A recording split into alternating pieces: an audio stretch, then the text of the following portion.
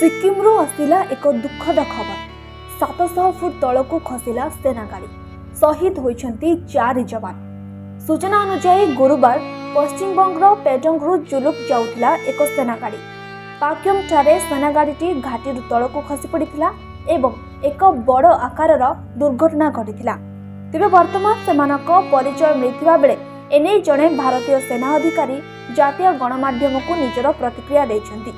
से कहते जे पश्चिम बंगर पेडंगरू सिल्क रास्तार जुलुक जाउथबा बेले सेना गाड़ीटी दुर्घटनाग्रस्त होइथिला। फल ए दुर्घटना 4 जनकर मृत्यु होइछि। मृतक माने हेले मध्य प्रदेश ड्राइवर प्रदीप पटेल, मणिपुर शिल्पकार डब्ल्यू पीटर, हरियाणार नायक गुरुदेव सिंह एवं तमिलनाडुर सुबेदार के थंगपंडी। ड्राइवर समेत समस्त मृतक सैन्यकर्मी पश्चिम बंग बिनागुरीर एक यूनिट रे रहुथिले। तेबे केउ परिस्थिति रे एभली एक दुर्घटना घटिला से नै स्पष्ट सूचना मिल पारि नथिबा बेले भारसाम्य हराई दुर्घटना होइथिबा अनुमान करा जाउछि। समस्त शहीद को मृतदेह उद्धार करी सेना को हस्तांतर करी तदंत आरंभ करिछि पुलिस। एभली अकाल रे 4 जन जवान को मृत्यु को सहजरे ग्रहण करि पारु नांती परिवार लोक एवं ए दुख को सही न पारि भांगी पड़िछंती।